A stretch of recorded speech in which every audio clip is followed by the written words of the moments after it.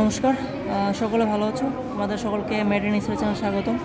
আজকে আমরা physiology of nervous সিস্টেমের রিফ্লেক্স অফ নি জার্কের পাথওয়ে দেখব। তো রিফ্লেক্স অফ নি জার্ক এটা হচ্ছে কি, আমাদের ফার্স্টে রিফ্লেক্স জানতে হবে। এটা হচ্ছে রিফ্লেক্স অফ নি জার্ক কি, এটা হচ্ছে একটা ডিপ রিফ্লেক্স। ডিপ রিফ্লেক্সের ক্ষেত্রে হচ্ছে কী হবে, ডিপ রিফ্লেক্সের ক্ষেত্রে রিফ্লেক্স অফ নি জার্কের ক্ষেত্রে কী হবে, এটা হচ্ছে এক্সাজারেটেড হবে।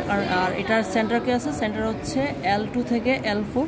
আর এটা কোন জায়গায় আমরা অ্যাপ্লাই করবো, এটা হচ্ছে tapping on the patellar receptor of patellar tendon. এই মাসেলটা হচ্ছে কোয়াড্রিসেপস ফেমোরিস। এখন আমরা হচ্ছে ফার্স্টে একটা জিনিস দেখবো, সেটা হচ্ছে কি, এই যে দেখা যাচ্ছে এটা হচ্ছে আমাদের হ্যামার বলে এটাকে। তো আমরা এই হ্যামার দিয়ে হচ্ছে আমরা এটা করবো।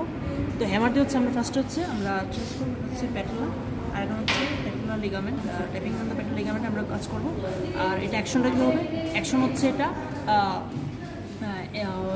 Forward jerking of the leg. Okay, এখন হচ্ছে এটা ক্লিনিক্যাল ইম্পর্টেন্স আছে। ক্লিনিক্যাল ইম্পর্টেন্স হচ্ছে ফার্স্টে যদি আপার মোটর নিউরন হয় তাহলে হচ্ছে এক্সাজারেটেড হবে, লোয়ার মোটর নিউরন হলে অ্যাবলিশ হবে, আর হচ্ছে পেন্ডুলাম মুভমেন্ট হলে সেরেব্রালাইজেশন হবে। ওকে, এখন আমরা সে প্রসিডিউরে যাই। ফার্স্ট হচ্ছে আমরা প্যাটেলার টেন্ডন দেখবো, তারপর হচ্ছে এই জায়গায় এটা টেন্ডনটা হচ্ছে আমরা ট্রেস করবো। দেন হচ্ছে আমরা হ্যামারের যে এই জায়গাটা আছে, এপেক্সটা আছে, এপেক্স অফ হ্যামার, এই জায়গাটা হচ্ছে আমরা স্ট্রোক করবো।